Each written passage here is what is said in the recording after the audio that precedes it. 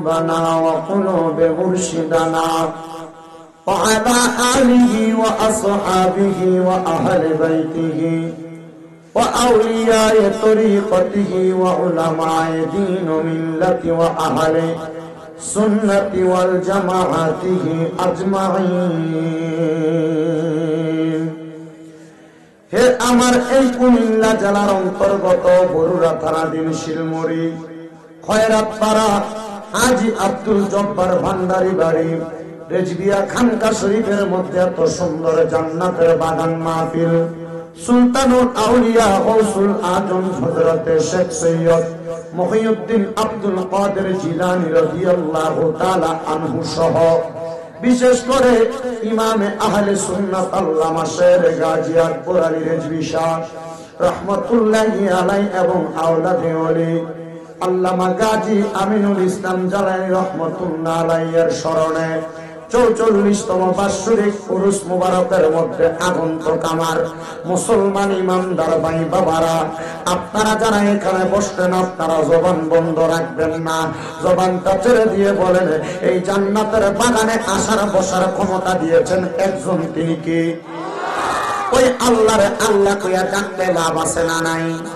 আমার আল্লাহ বলে বান্দা ওয়াশকুরু নি'মাতাল্লাহি আলাইহি মিন কুনতুম ইয়াহু তা'বুদুন। আল্লাহ কয় বান্দারে তোমরা আমি আল্লাহর নিয়ামতের শুকরিয়া আদায় করো। যদি তোমরা আমি আল্লাহর ইবাদত করো, আমি জানতে চাই বাবারা নামাজ রোজা হজ যাকাত দান সদকা যত রকমের ইবাদত, এই সকল ইবাদত আমরা করি একজনের জন্য, তিনি কে? ওই আল্লাহকে খুশি করার জন্য যাদের জবান আছে তাদের কাছে আমার দাবি আছে, যাদের জবান নাই তাদের কাছে আমার কোনো দাবি নাই। জবান যদি থাকে একবার ডান হাত তুলে জোরে ডাকবেন আল্লাহ, এ আওয়াজ মানি না মুহাব্বতের আওয়াজে ডাকবেন আল্লাহ। হাত তুলে পড়েন ইয়া রাসূলুল্লাহ, উচ্চ কণ্ঠে পড়েন ইয়া ওলি আল্লাহ। বাজানো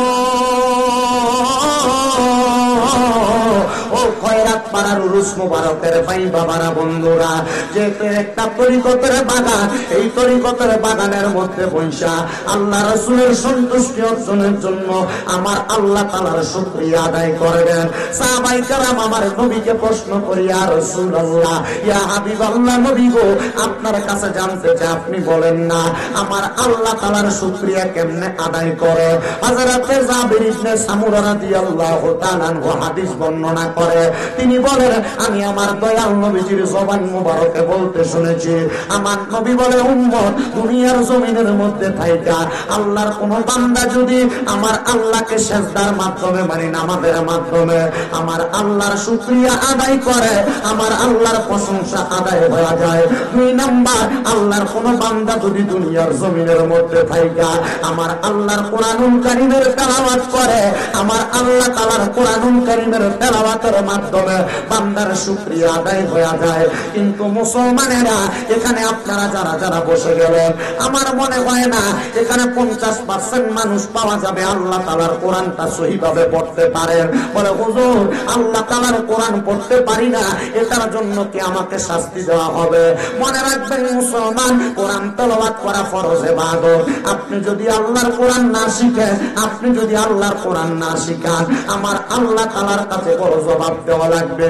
পর্দার অন্তরালের আমার মা বোনেরা গো, একটু মনোযোগ দিয়ে শুনো গো মা, কোন মা বাবা যদি তার সন্তানটারে আল্লাহ তাআলার কোরআন না শিখায়, এ যুবক ভাইরা, এ মুরব্বী বাবাজিরা, পর্দার অন্তরালের মা বোনেরা, ওই মা বাবার সন্তান যখন কোরআনুল কারীম না শিক্ষা গ্রহণ করে ফুলসেরাতের কিনারে যাবে, সন্তানকে ওই ফুলসেরাতের কিনারার মধ্যে একটা প্রশ্ন করা হবে বান্দার জবান দ্বারা আল্লাহ তাআলার কোরআন তেলাওয়াত করার জন্য।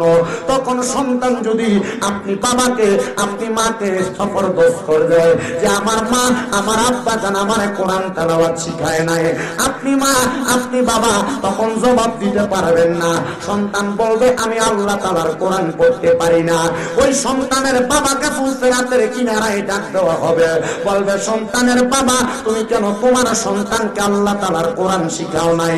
তখন ওই সন্তানের বাবা বলবে দুনিয়ার ব্যস্ততায় থাকার কারণে, কর্মব্যস্ততায় আমি আমার সন্তানটারে কোরআন শিখাই নাই। অনেকে ডাক্তার ম্যাজিস্ট্রেট বানাবে, জজ ব্যারিস্টার বানাবে, এই কথা চিন্তা করে তাদের সন্তানটাকে আল্লাহ তাআলার কোরআন শিখাইতে পারে না, কিন্ডারগার্টেনে পাঠিয়ে দেয়। আমি বলবো না, ওই সময় ওই সন্তানের বাবাটাকে কি করবে জানেননি? বাবার হাতগুলা থাকবে একবারে, পাগুলা থাকবে একবারে। সন্তানের বাবার বুকের মধ্যে পা দিয়া ওই সন্তান ফুলসেরাতটা পাড়ি দেওয়া লাগবে। যেই সন্তান আপনার গায়ের সাথে একবার পাও লাগলে আপনার গায়ের সাথে হাত দিয়া 2-3 বার সালাম করে, তখন যদি আপনার সন্তান আপনি বাবার বুকের মধ্যে পাড়া দিয়া ফুলসেরাতটা পার হয় আপনার কেমন লাগবে? আপনি এখনো সেই চিন্তা করেন না। মুসলমান ইমানদার, সামনে রমজান আসতেছে, রমজান মাসে যে কোনো একটা ছোট্ট ইবাদত করলে 70 থেকে 700 গুণ সওয়াব পাওয়া যায়। একবার চিন্তা করছেন নি? কোরআন শরীফ যে ব্যক্তি সামান্য পড়তে পারে সেই ব্যক্তিও চিন্তা করে রমজান মাসে একটু কোরআন তেলাওয়াত করে এক খতম কোরআন তেলাওয়াত করব। কিন্তু আমি রমজান মাসে আল্লাহ তাআলার বহু বান্দাকে দেখি তারা কোরআন শরীফ হাতে নিয়ে খুইলা খুইলা চোখের পানি ফালায়া কান্দে। আইরে মুসলমান, ও মুসলমানের দল, ও নবীর উম্মতের দলেরা, আমি আমার 2টা মুসল্লিকে গত বছর রমজান মাসে প্রশ্ন করলাম, কি গো বাবা, কোরআন শরীফ খুইলা কেন চোখের পানিগুলা ফালায়া ফালায়া কান্দেন? আমারে কয়, হুজুর কোরআন তেলাওয়াতের ফজিলতের কথা বলেছেন আমার আল্লাহ তাআলা। এই মাসটা তো শাবান মাস, এই মাসে আল্লাহ তাআলা বান্দাকে maaf করে। শাবান মাসে আমার নবীজি যত পরিমাণ রোজা রাখছে অন্য কোন মাসে রমজান মাস তারা এত বেশি রোজা আমার নবী কোনোদিন রাখে নাই। সাহাবায়ে কেরাম বলে, নবী গো কেন আপনি এই দিনে রোজা রাখেন, এই মাসে রোজা রাখেন? আমার নবী বলে, এ সাহাবায়ে কেরাম, আমার আল্লাহ তাআলা শাবান মাসে বান্দাকে maaf করে। নবী গো রমজান মাসে কি করে? বলে রমজান মাসে আমার আল্লাহ তাআলা বান্দাকে পাক পবিত্র করে। এ মুসলমান, আল্লাহ তাআলার কোরআন যদি রমজান মাসে পড়তে পারতা আল্লাহ তোমারে পবিত্র বানাইতো, কিন্তু কোরআন তো পড়তে পারো না, কেমনে আমার আল্লাহ তাআলা তোমারে পবিত্র বানাইবো? যদি পবিত্র হইতে চাও আল্লাহ তাআলার কোরআনের সাথে সম্পর্ক লাগাও, কোরআন তেলাওয়াত করো, দেখবা আমার আল্লাহ তাআলার সান্নিধ্য অর্জন করতে পারবা। মুসলমান, ও খয়রাত পাড়ার আমার বাবাজিরা, বন্ধুরা, এবার আপনারা বলে আমার আল্লাহ তাআলার কোরআন তেলাওয়াত করার কারণে আল্লাহ যদি বান্দাকে পাক পবিত্র করে, আমরা বান্দারা আল্লাহ তাআলার কোরআন তেলাওয়াত করতে চাই কি চাই না? আল্লাহ আমাদেরকে কবুল করেন। দামেস্কের জমিনের একজন আল্লাহর বান্দা, উনি বলেন মিশর এলাকা থেকে ব্যবসায়িক উদ্দেশ্যে আমি দামেস্কে আগমন করলাম। আল্লাহর ওলিদের কিছু অজানা পাওয়ার আছে, যে পাওয়ার গুলো আমার আল্লাহ তাআলা ওনাদেরকে দিয়ে থাকেন। আল্লাহর ওলিদের এই পাওয়ার অস্বীকার করার মতো ক্ষমতা বাংলার কোন মানুষের নাই। বাংলার মানুষ অস্বীকার করলেও কি না করলেও কি, আমি যদি বলি আমার হাতে এটা অ্যান্ড্রয়েড মোবাইল, কেউ যদি বলে না এটা বাটন মোবাইল, ও মুসলমান তার সাথে তর্ক করবেন? সে বলতেছে হ্যাঁ এটা এটাই। কেউ যদি কোন লাউকে দেখা বলে না এটা লাউ না এটা কচু, মানবেন? কথা বলেন, আপনি মানবেন? আল্লাহর ওলিদের শান কারামত আছে, এটা সত্য। যারা মানবে না এটা তাদের আকীদা, যারা বিশ্বাস করবেন এটা তার আকীদা। আল্লাহর ওলিদের কেমন অফুরন্ত বরকত, অফুরন্ত পাওয়ার, অফুরন্ত কারামত দিয়েছেন কি আল্লাহ। দামেস্কের আল্লাহ পাকের বান্দা, উনি বলেন আমি মিশরে ব্যবসার উদ্দেশ্যে যাওয়ার পরে মিশরের গুরুস্থানের সামনে দিয়ে যাওয়ার সময় আমি আমার নাকের মধ্যে একটা সুঘ্রাণ পাইলাম, সুঘ্রাণ। ওই সুঘ্রাণটা পাইয়া আমি মনে মনে চিন্তা করলাম, মনে হয় কোন নতুন বান্দাকে ওই কবরের মধ্যে মাটি দেওয়া হয়েছে, যাই একটু বান্দার কবরটা জিয়ারত করি। লাভ আছে না জিয়ারতে? মরণের কথা স্মরণ করায় জিয়ারত, এই জন্য জিয়ারত করবেন। এই যে সামনে শবে বরাতের রাত আসতেছে, মৌলবীরা ফতুয়া দিয়া দিব, দেখবেন শবে বরাতের 1-2 দিন আগে শবে বরাতের রাতে মসজিদ সাজানো বেদাত, কবরস্থানে যায় যায় জিয়ারত করা বেদাত, শবে বরাতের রাতে হালুয়া রুটি খাওয়া বেদাত, শবে বরাতের রাতে একজন আরেকজনের বিরিয়ানি ফাঁকে খাওয়া বেদাত। ফতুয়া দেয় না? এগুলা রুসুম, এগুলো আমরা সুন্নাত বলি না, ফরজ বলি না, এগুলা রুসুম। এই রসুম চালু রাখার মাধ্যমে ছোটদেরকে এবং যারা করে না তাদেরকে শবে বরাতের প্রতি উদ্ধত করা হয়। এগুলার মাধ্যমে ইসলামের রসুমগুলো মানুষকে শিক্ষা দেওয়া হয়। আল্লাহর কসমে শবে বরাতের রাতে মসজিদ সাজানো বন্ধ করবেন না, মসজিদ এবং কবরস্থান পরিষ্কার করা বন্ধ করবেন না, হালুয়া রুটি বন্ধ করবেন না। সামর্থ্য থাকলে 1 কেজি আটা 1 কেজি সুজি কিনা 2 একজনকে হলে দিবেন। এটার মাধ্যমে ইসলামের উত্তম কাজ আদায় হয়। কারণ রসুলকে প্রশ্ন করা হয়, নবী আপনি বলেন ইসলামের উত্তম কাজ কোনটা? নবী কয় কলা তুতহিমুত আমপরকে খাদ্য খাওয়ানো উত্তম কাজ। যদি রুটি হালুয়ার মাধ্যমে আপনি খাওয়ায় উত্তম কাজ করতে পারেন, কারণ আল্লাহ তাআলা লাইলাতুল বরাতের রাতে আল্লাহ তাআলা কি করে শোনেন, 3টা কাজ করে রহমতের ফেরেশতার মাধ্যমে। 1 নাম্বার আল্লাহ বলে, বান্দা কে আছো ক্ষমা প্রার্থনা করবা, আমি তোমারে ক্ষমা করব। কে আছো বিপদ থেকে উদ্ধার চাও, আমি আল্লাহ উদ্ধার করব। 3 নাম্বার কে আছো রিজিক নাই, কামাই রুজি নাই, চাও আমি আল্লাহ দিব। তো এই রাত্রে যেহেতু আল্লাহ দিবে, এই রাত্রকে স্মরণ করে খাওয়াইলে যদি আল্লাহ আরো বাড়াইয়া দেয়, এটা তো আমাদের লাভ। এজন্য বেশি বেশি খাওয়াইবেন, এটা থেকে দূরে থাকবেন না। কয়েকজনে নিজের ছোট ছোট বাচ্চাদেরকে দিয়া এই বাড়ি ওই বাড়ি পাঠাইবেন। এটার মাধ্যমে রসুম চালু থাকবে, এটার মাধ্যমে মানুষ শবে বরাতের পয়গাম ঘরে ঘরে পাবে। মা বোনেরা আগে করত, কিন্তু ইউটিউব মৌলবীরার কথা শুনে শুনে এখন এগুলা বন্ধ করছে। মা বোনদের কাছে আবদার থাকবে, আপনারা এগুলা করবেন, এগুলার মাধ্যমে সন্তানরা শবে বরাতের শিক্ষা অন্তরে নিবে। আল্লাহ তাআলা নেওয়ার তৌফিক দান করুন, জোরে বলেন আমিন। আল্লাহর ওলি ডাক দিয়ে বলতেছে, জগতের মানুষ হারাম, আমি কবরের সুগান পাইয়া মনে মনে চিন্তা করলাম, মনে হয় এলাকার কোন মানুষ মারা গেছেন, নতুন কবর থেকে আতরের গান আসতেছে। আমি কবরস্থানের মধ্যে প্রবেশ করলাম। প্রবেশ করার পর আমি দেখলাম কোন নতুন কবর দেখা যায় না, কিন্তু নাকে সুগান আসতেছে, এটা ঠিক। আমি কবরস্থানে প্রবেশ করলাম। আমি যখন ভিতরে গেলাম দেখলাম কোন নতুন কবর নাই, কিন্তু সুঘ্রাণ আসে কোথা থেকে। আমি ভিতরে প্রবেশ করে দেখলাম একবারে কবরস্থানের শেষ মাথায় একটা কবর ভাঙ্গা। ওই ভাঙ্গা কবর থেকে আমার নাকের মধ্যে সুঘ্রাণ আসতেছে। আমি আবার দাঁড়াইলাম। রাস্তা দিয়ে বহু মানুষ হেঁটে হেঁটে যায়। আমি জিজ্ঞাসা করলাম, ও মানুষ, তোমরা বলো এই কবরটা কার? কেউ বলতে পারে না, বড় পুরাতন কবর।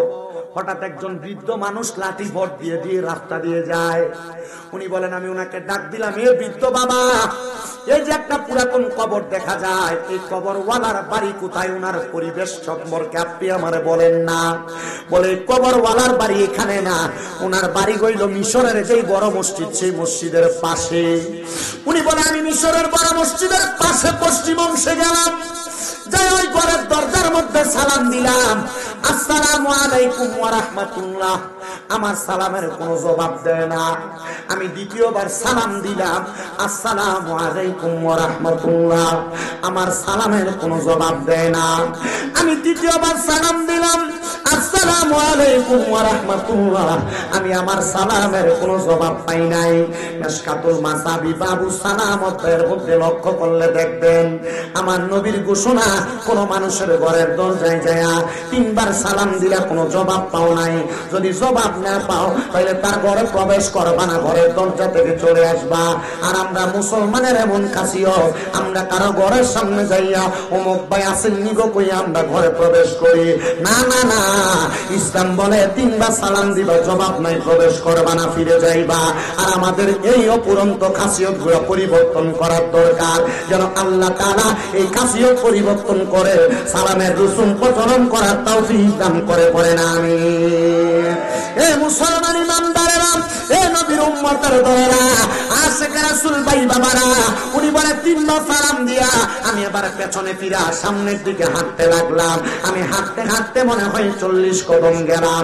যাওয়ার পর হঠাৎ করে মহিলা কণ্ঠে আমাকে একটা সালামের জবাব দেয়, ওয়া আলাইকুমুস সালাম ওয়া রাহমাতুল্লাহি ওয়া বারাকাতুহু। আমি সালামের জবাবটা পাইয়া ওই জায়গার মধ্যে দাঁড়াইলাম। দাঁড়ায়া আমি আর পেছনে ফিরলাম না, কারণ মহিলা কণ্ঠে আওয়াজ আসছে। মহিলাটা আমার জন্য গায়রে মাহরাম। আপনি অবাক ভাবে যে কোনো মহিলার সামনে চলে যান, কিন্তু আল্লাহর নবী বলতেছে পুরুষের দলেরা ওয়াকরনা ফি বুয়ুতিকুন্না ওয়ালা তাবাররুজনা তাবাররুজাল জাহিলিয়াতিল উলা, তোমরা তোমাদের নারীদেরকে অবাক ভাবে পরপুরুষের সামনে যাইতে দিবা না। যদি দাও এরা ইফতিজিং এর শিকার হবে, এরা দুনিয়ার জমিনের মধ্যে পরকীয়ার মধ্যে লিপ্ত হবে, অবাধ মেলামেশার লিপ্ত হবে। কিন্তু মুসলমান আমরা আমাদের স্ত্রী, আমাদের কন্যা, আমাদের মেয়েদেরকে আমরা অবাধ ভাবে পুরুষের সামনে যাইতে যাই, মেলামেশা করতে দেই। কি চরিত্র আমাদের! আমরা আল্লাহ তাআলার বান্দা দাবি করি, নবীর উম্মত দাবি করি, কিন্তু আল্লাহ নবীর কথা মাইনা আমরা চলতে পারি না। মনে রাখবেন যে আমার বাবা মায়েরা, ও খয়রাত পাড়ার আমার পর্দার অন্তরালের মা বোনেরা, এবার আল্লাহর ওলি বলে আমি মহিলার দিকে তাকাই নাই, কারণ আমার জন্য গায়রে মাহরাম। যে মহিলা গায়রে মাহরাম তার দিকে তাকানো আমার জন্য হারাম।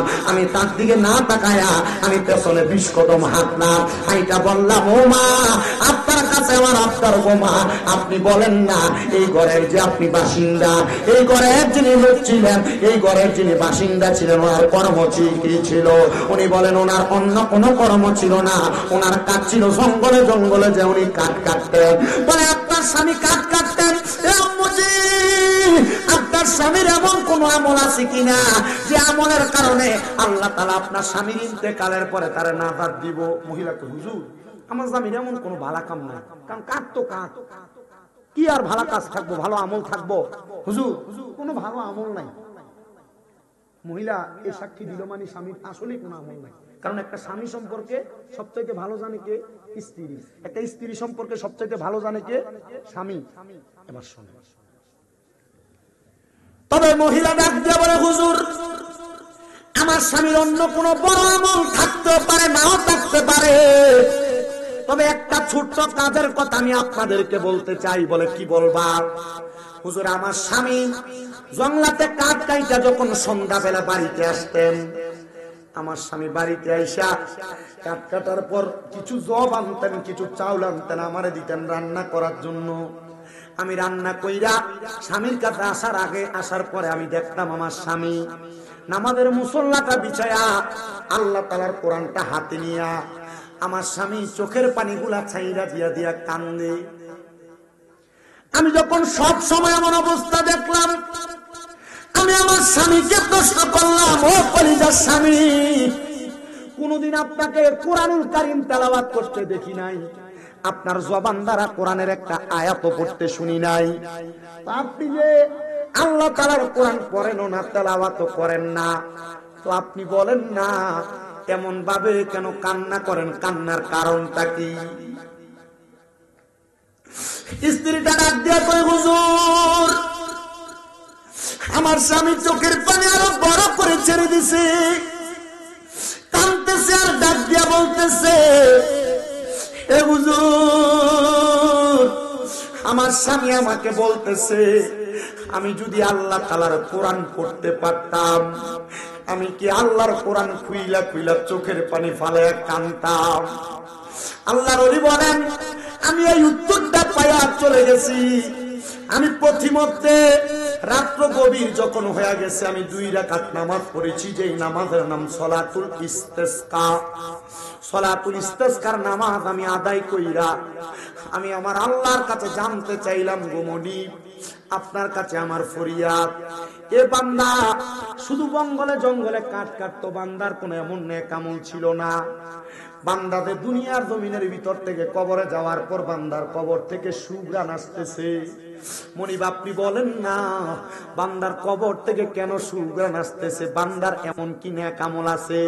বলে বান্দার অন্য কোনো নেক আমল না, বান্দাতে আল্লাহর কোরআন তেলাওয়াত করে করে কান্না করত, কোরআন তেলাওয়াত করতে পারতো না, তাকায়া তাকায়া কান্না করত।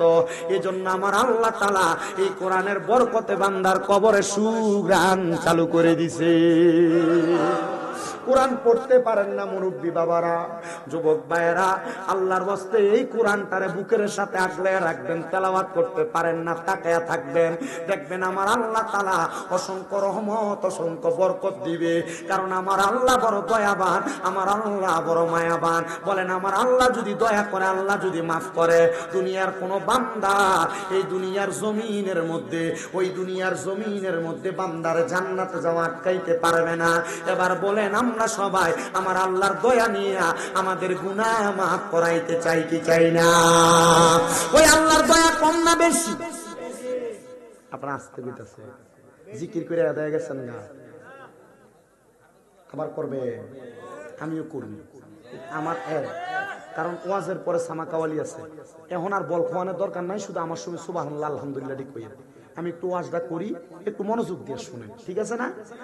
সবাই গরম হলি করে বলি, আমার আগের হুজুর গরম আছে, আমি নরম থাই, এটাই ভালো। কি কর? তার মানে বোঝা যায় আল্লাহর কোরআন যারা তেলাওয়াত করতে পারেন না, অনেকে মুরব্বি হয়ে গেছে, কোরআনের দিকে সাইডে হরফ অক্ষরগুলো ভালো করে দেখে না, আপনি পড়বেন কেমনে? আপনি তাকিয়ে থাকবেন, মোহাব্বত করবেন, লাভ বুঝি না লাভ আছে? মাফ করার মালিক কে? আরেকটা ছোট্ট ঘটনা শোনাই। যে বান্দার নাম হযরত সুলতান মাহমুদ গজনবী রাহমাতুল্লাহ আলাইহি, উনার জীবনীর 7 খণ্ডের একটা কিতাব আছে। হযরত সুলতান মাহমুদ গজনবীর একটা কাজ ছিলেন, উনি দুনিয়ার জমিনের মধ্যে একটা গোপনীয় ইবাদত করতেন। যে গোপন ইবাদতের নাম হলো তাহাজ্জুদের সালাত। কোন সালাত? অনেকগুলা নামাজের কথা বলবো একটা ধাপে ধাপে। এর আগের একটা ঘটনায় বলছি সালাতুল ইস্তিসকার কথা, এখন আরেকটা নামাজের কথা বলছি সালাতুত তাহাজ্জুদ। হযরত সুলতান মাহমুদ গজনবী বলেন, আমি আল্লাহ তাআলার আদেশ মোতাবেক তাহাজ্জুদের নামাজ আদায় করি, কারণ আমার আল্লাহ তাআলা আমার নবীকে বলেছেন আপনি রাতের কিছু অংশে তাহাজ্জুদের নামাজ পড়েন। যদি আপনি তাহাজ্জুদের নামাজ পড়েন অতি সত্বর আপনাকে মাকামে মাহমুদ দেওয়া হবে। তো আমার নবীকে তাহাজ্জুদ নামাজের ওযুর পানি যোগায় দিতেন নবীজির একজন কলিজার টুকরা সাহাবী, যার নাম হযরত রবিয়া। উনি বলেন আমার নবীজিরে যখন আমি তাহাজ্জুদের নামাজের ওযুর পানি যোগায় দেই, আমার নবী আমারে বলতেছে, এরে রবিয়া, তাহাজ্জুদের নামাজের ওযুর পানি যোগায় দেওয়া হইলা দিলা, তুমি বলো না আমি নবী যে এত খেদমত করে, আমি নবীর কাছে তুমি কোনো কিছু চাও কিনা? রবিয়া ডাক দিয়া কয়, নবী গো, আমি আপনার সাথে জান্নাতে আপনার সাথী হইয়া থাকতে চাই। আমার নবী দোয়া করেছে, আর ঠিকই হযরতে তালহা রাদিয়াল্লাহু তাআলা আনহু বলে আমি স্বপ্ন দেখেছি আমার নবীর সাহাবী রবিয়া আমার নবীর সাথে জান্নাতে আছে। ওই তাহাজ্জুদ নামাজ আদায় করতেন হযরত সুলতান মাহমুদ গজনবী। তিনি বলেন আমি একদিন ফজরের নামাজের পূর্ববর্তী মুহূর্তে আমি তাহাজ্জুদের নামাজ আদায় করার জন্য বের হইলাম। বের হওয়ার পর দেখলাম 4 জন ব্যক্তি দূরে দিয়ে হাইটা হাইটা যায়। আমি চিন্তা করলাম এই 4 জন মনে হয় তাহাজ্জুদ নামাজ আদায় করার জন্য ওযু করতে বের হইছে। কারণ যে বেটাটা ভালো মানুষ, এ বেটা কারো সম্পর্কে মন্তব্য করতে মন্তব্যটা ভালো করে, কিন্তু দেখবেন এলাকার অনেক কুষ্ঠিত লোক আছে, বাজে লোক আছে, মানুষের সম্পর্কে যখন তখন যে কোনো মন্তব্য করে। আছে না এমন ফালতু? আছে না?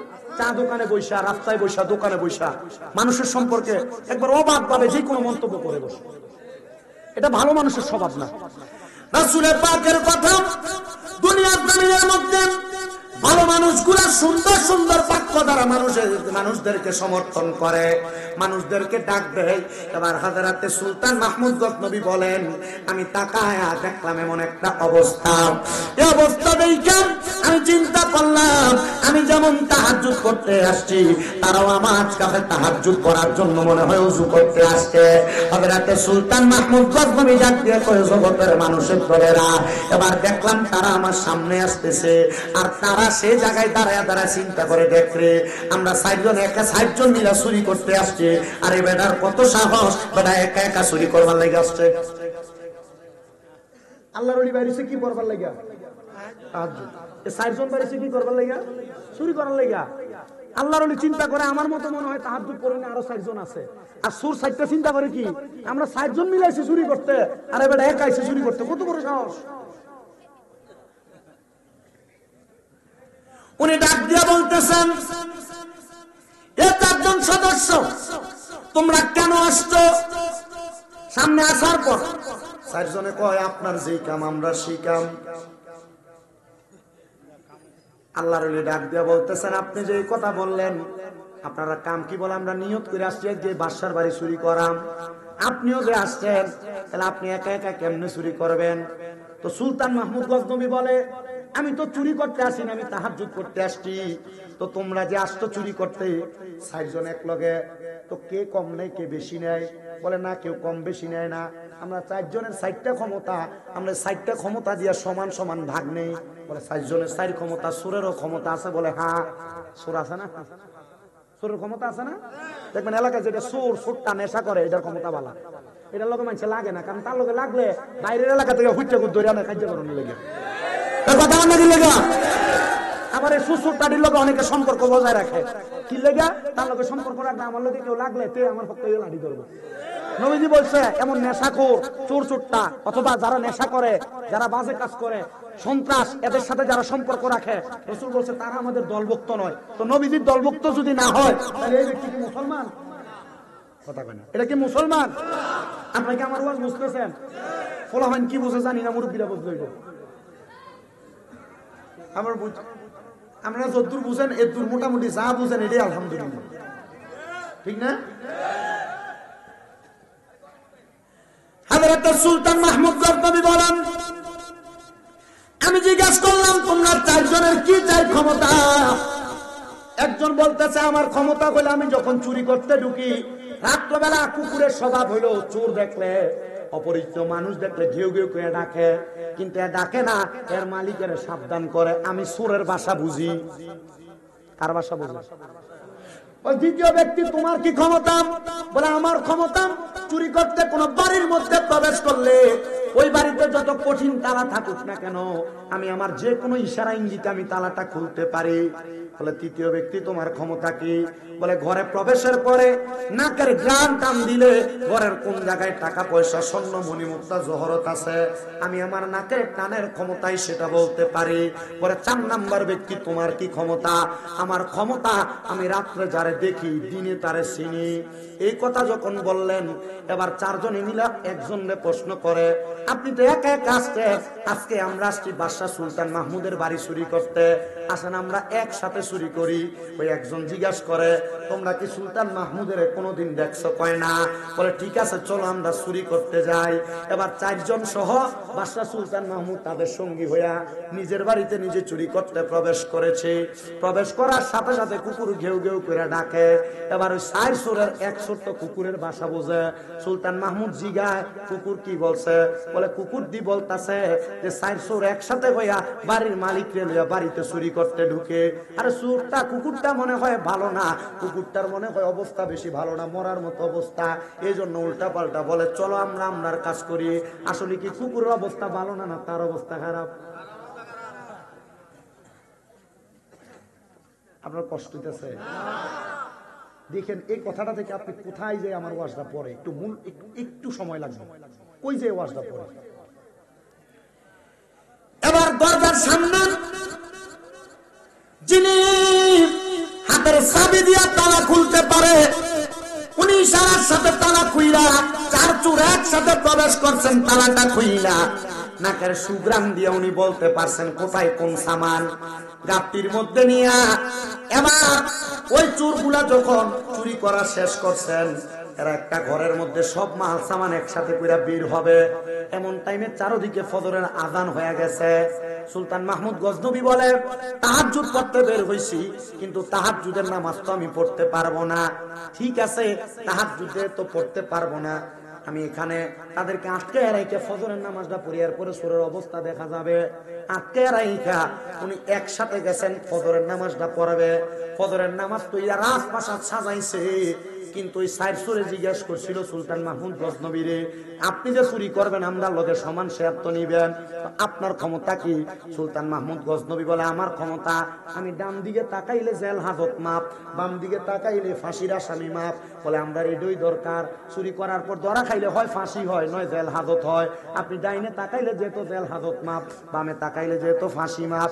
আপনি আমরা লগে চলেন। সুলতান মাহমুদ গজনবী আজান শুই না এদেরকে এক ঘরে আটকায়া এবার নামাজ পড়া রাজপ্রাসাদে বসছেন, বিচার করবে। এবার রাজকার্যের মধ্যে জেলখানার রাজপ্রাসাদের মধ্যে কাঠগড়ার মধ্যে 4 জন চোরেরা হাজির করছে। সুলতান মাহমুদ গজনবী বসতে বিচার করার জন্য। বিচার করতে যখন বসছেন 4 চোরের মধ্যে 3 চোর কান্দে, 1 চোর মুসকি মুসকি আসে। কান্দে কয়জন?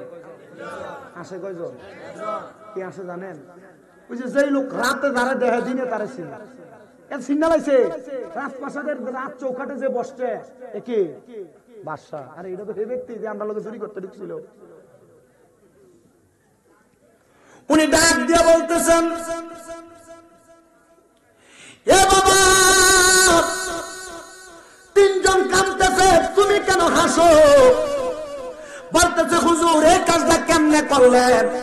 রাত্রবেলা একসাথে চুরি করতে ঢুকলেন, আর এখন রাজপ্রাসাদে বৈশা রাজ চেয়ারে বৈশা আপনি আমরা বিচার করবেন। এটা বেঈমানি, এটা হতে পারে না। আপনি এটা কেমন করে করলেন? বলে ঠিক আছে, তোমরা যে চুরি করতে আসছো, তোমাদের চুরির খবর আমি জানি, তোমাদের বিচার হবে, কারণ তোমরা বাদশার বাড়িতে চুরি করতে আসছো। উনি বলেন হুজুর তাকে দেখেন আপনার ডান দিকে একটা কি যেন দেখা যায়, বড় আচানক বাদশা তাকাইলেন। তোমাদেরকে শাস্তি দেওয়া হবে না, কারণ তোমাদের সাথে আমি রাত্রবেলা চুরির অংশীদার ছিলাম। তোমরা যে শাস্তি পাইবা আমিও তো সেই শাস্তি শিকার হব। তবে মনে রাখো আজকে তোমাদেরকে মাফ করছি, কাল কিয়ামতে আমার আল্লাহ তোমাদেরকে মাফ করবে না। এবার ওই 4 জন চোর একসাথে সাজদার মধ্যে পইরা আমার আল্লাহর কাছে ডাক দিয়ে, আল্লাহ দুনিয়ার একজন বাদশা যদি একসাথে এক রাত্রি কাটানোর কারণে আমার মাফ করে দিতে পারে, আল্লাহ আমরা গুনাহগার, আমরা বুঝি নাই, আমরা যদি তোমার সাথে প্রত্যেকদিন রাত্রে একটা প্রেমের সম্পর্ক লাগিয়ে দিতাম, আল্লাহ তুমিও তো আমরারে মাফ করতা। আল্লাহ আমরা বুঝি নাই রে, আমাদেরকে তুমি মাফ করে দাও। আরে বাবা আপনি বুঝেন না, আল্লাহর কাছে মাফ চান না। এবার বলেন মাফ করার মালিক একজন, তিনি কে? সম্পদের কামনা করেন, সম্পদ সম্পদ দেওয়ার মালিক তো আমার আল্লাহ, কিন্তু আপনি সম্পদ চাইতে পারেন না, এই জন্য সম্পদ আল্লাহ আপনার দেয় না। মনে রাখবেন অল্প টাকা কামাই কইরা ঘরে ভাঙ্গায় থাইকা, ভাঙ্গা ঘরে থাইকা আপনি যদি বেশি সম্পদের কামনা করেন আল্লাহ আপনারে দিবে না। তবে অল্প টাকা কামাই কইরা ছোট্ট ঘরে থাইকা আপনি যদি আল্লাহর শুকরিয়া আদায় করেন, আমার আল্লাহ তাআলা আপনাকে সম্পদ দিয়ে ভরপুর করে দিবে। কারণ আমার আল্লাহ কয় বান্দা লা ইউকাল্লিফুল্লাহু নাফসান ইল্লা উসআহা, আমি আল্লাহ তাআলা কারণ সাধ্যের বাহিরে কোনো কিছু চাপিয়ে দেই না। এ মুসলমান ইমানদারেরা, বাংলা চিনের ঘরে থাইকা তুমি কইও না আল্লাহ আমারে বড় বিল্ডিং বানিয়ে দেও না। আপনি বাংলা ঘরে থাইকা আল্লাহ তাআলার শুকরিয়া আদায় করবেন, দেখবেন আমার আল্লাহ তাআলা আপনারে অসংখ্য অগণিত বরকত দান করবে। বলেন সুবহানাল্লাহ। ওই শুকরিয়া আদায়ের 2 মাধ্যমের কথা বলেছি। 1 নাম্বার মাধ্যম হলো কোরআন তেলাওয়াত, 2 নাম্বার মাধ্যম হলো আল্লাহ তাআলার ইবাদত নামাজ। আসেন আমরা ওই কোরআন তেলাওয়াতের মাধ্যমে মাহফিল শুরু করার দিকে যাই। ফি শানি হাবিবিহি ওয়া মাহবুবিহি ওয়া মাশুকিহি মুখবিরা ওয়া আমিরা, ইন্নাল্লাহা ওয়া মালাইকাতাহু ইউসাল্লুনা আলান নাবিয়্যি ইয়া আইয়ুহাল্লাযীনা আমানু সাল্লু আলাইহি ওয়া সাল্লিমু তাসলিমা। আল্লাহুম্মা সাল্লি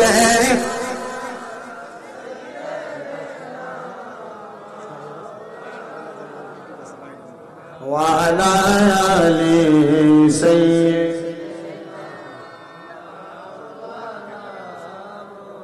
বেবে দেখো মনে মনে প্রেমনি করছ নবীর সনে, নইলে থেকে বা রোজা হাসরে মুহাম্মাদিয়া রাসূলুল্লাহ। আল্লাহুম্মা সাল্লি, মুহাব্বত নিয়ে পড়েন, محمد وعلى آل سيدنا শিখাইয়া প্রেম খেলা কইলো কইলা কামলিওয়ালা একবার দেখা দিয়া মিঠাও জালা মোহাম্মদিয়া রাসূলুল্লাহ আল্লাহুম্মা সাল্লি মাওলানা মুহাম্মদ ওয়ালা আলি সাইয়্যিদিনা লা ইলাহা লা ইলাহা ও লা ইলাহা ইল্লাল্লাহ লা ইলাহা ও লা ইলাহা ইল্লাল্লাহ লা ইলাহা লা ইলাহা আল্লাহ আদম হাওয়া বানাইলা রাসূলুল্লাহ আমরার চোখের মনি মক্কি মাদানি হাবিবুল্লাহ আমরার চোখের মনি মারহাবা আল্লাহ আল্লাহ রাসূলুল্লাহ আমরার চোখের মনি মক্কি মাদানি রাসূলুল্লাহ আমরার চোখের মনি মারহাবা আল্লাহ আল্লাহ আল্লাহ তাআলার কাসনুদেতে বানায়াছে তার হাবিবরে আমরা সবাই কোরআন পড়িয়া জানি মারহাবা আল্লাহ আল্লাহ রাসূল পাইলে আল্লাহ পাবে এই কথা কোরআনে শুনি তাই তো রাসূল আপনায় ভালোবাসি মক্কি মাদানি রাসূলুল্লাহ আমরার চোখের মনি মারহাবা আল্লাহ আল্লাহ রাসূলুল্লাহ আমরার চোখের মনি মক্কি মাদানি রাসূলুল্লাহ আমরার চোখের মনি মারহাবা আল্লাহ আল্লাহ যদি পাইতে চাও গো রাসূল গর মুর্শিদেরি কদম পাইবা রাসূল সদা সর্বদা মারহাবা আল্লাহ আল্লাহ নবীর চরণ পাইতে চাইলে ওলের চরণ দর তাইলে পাইবা তুমি সর্বদাতে জানি মক্কি মাদানি রাসূল আমার নয়নের মনে মারহাবা আল্লাহ আল্লাহ রাসূলুল্লাহ আমরার চোখের মনি মক্কি মাদানি রাসূলুল্লাহ আমরার চোখের মনি মারহাবা আল্লাহ আল্লাহ আল্লাহ আল্লাহ আলাম পাতাই জালাম পাতাই কত পানি জোরে সজবি দায়ের গোসল দিব বড়ই পাতার জঙ্গলে মারহাবা আল্লাহ আল্লাহ সবান্না কুইলা আল্লাহ লাগলে শরম নাই আলাম পাতাই জালাম পাতাই কত পানি জোরে সজবি দায়ের গোসল দিব বড়ই পাতার জলে মারহাবা আল্লাহ আল্লাহ আতার গোলাপ সুরমা চন্দন সিকাই দিব ও পানার রেজবি মাওলা রে তুমি দিলে দিলে ফিরে ফিরে চালা আইয়ো রে মারহাবা আল্লাহ আল্লাহ তোমায়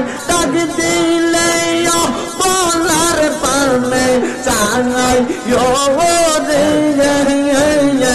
ও প্রাণের রেজিবি মাওলা রে তুমি ধীরে ধীরে ফিরে ছাড়া আল্লাহ রে মারহাবা আল্লাহ আল্লাহ আমার বিয়ার সাথী আমি চারজন দেখি আমদার ঘরে নামাই দিয়া দিব আমায় পাখি মারহাবা আল্লাহ আল্লাহ ওই কবরে নূরের নবী আয় বরে রাজবি ওই কবরে নূরের নবী আয় বরে ও প্রাণের মোহ মুর্শিদ রে তুমি ধীরে ধীরে ফিরে ছাড়া আল্লাহ রে মারহাবা আল্লাহ আল্লাহ চন্দ্র রাইতে আইস গো রেজিবি চন্দ্র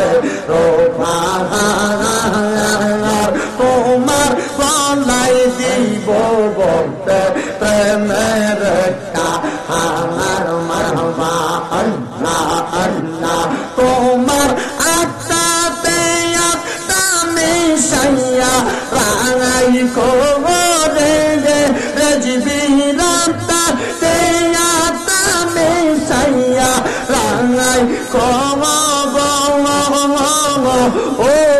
প্রাণের মোহ মুর্শিদ গম তুমি ধীরে ধীরে ফিরে ছাড়া আইয়ো গো মারহাবা আল্লাহ আল্লাহ নারী বলো পুরুষ বলো তোমার সে কানা মোরা কাবাইটা কি বাজার দাও না ধরো সাজানো মারহাবা আল্লাহ আল্লাহ তোমায় পাইলে রাসূল পাইব ঘোষণা কোরআনে তোমায় পাইলে রাসূল পাইব ঘোষণা কোরআনে ও প্রাণের মোহ মুর্শিদ রে তুমি ধীরে ধীরে ফিরে ছাড়া আইয়ো রে মারহাবা আল্লাহ আল্লাহ আল্লাহ আল্লাহ আল্লাহ লা ইলাহা ইল্লাল্লাহু মুহাম্মাদুর রাসূলুল্লাহ সাল্লাল্লাহু আলাইহি ওয়াসাল্লাম।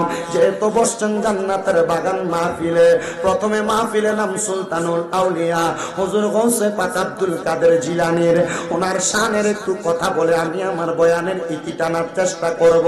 এরপরেই আপনারা সামা কাওয়ালি করবেন। এ মুসলমানেরা, হুজুর বড় পীর গৌসে পাক আব্দুল কাদের জিলানী উনি কোনো সাধারণ ওলি না, উনি হইলেন মাদার জাত আল্লাহর ওলি। মায়ের গর্ভ থেকে ওলি হইয়া দুনিয়াতে আসছেন। গাউসে পাকের দরবারে চোর গেছে চুরি করতে, আবার কুতুব বানায়া ফিরাইছে, ঘটনা আপনারা সবাই জানেন। কিন্তু গাউসে পাকের দরবারে আরেকটা চোর গেছে রে চুরি করার জন্য, যেই চোরের গাউসে পাকে পীর বানায়া ছাড়ছে। কেমন পীর বানাইছে জানো?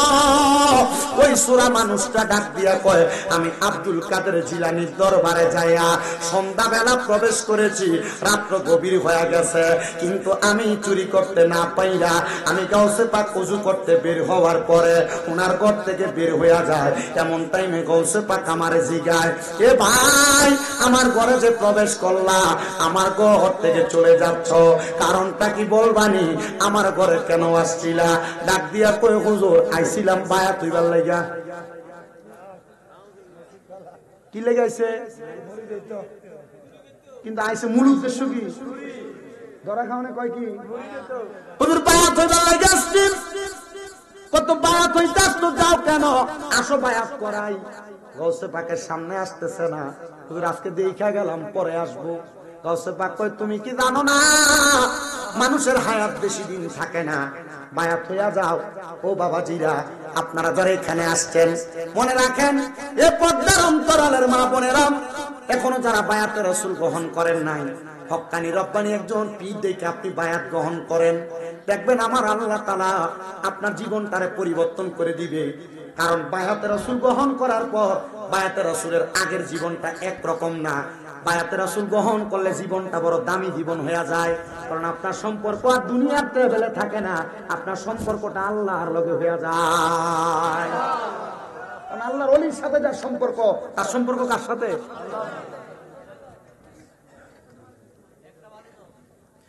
আমার মুসলমান ইমানদাররা, আল্লাহর ওয়াজটা শেষ করতে দাও। জি বইয়ে একটু।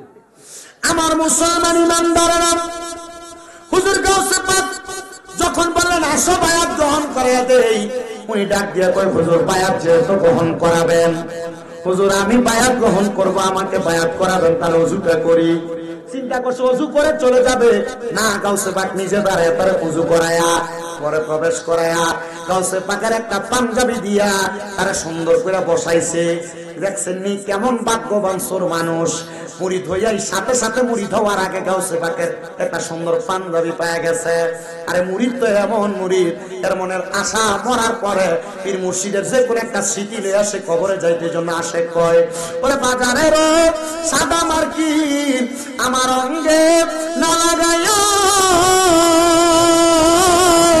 আমার মুর্শিদের পুরান জামা দিয়া আমার কাফন পরাই দিও, যাইতে আমায় সঙ্গে নিও বলে আর কোন দল চাই না মুর্শিদ, আর কোন দল চাই না মুর্শিদ, যাইতে আমায় সঙ্গে নিও।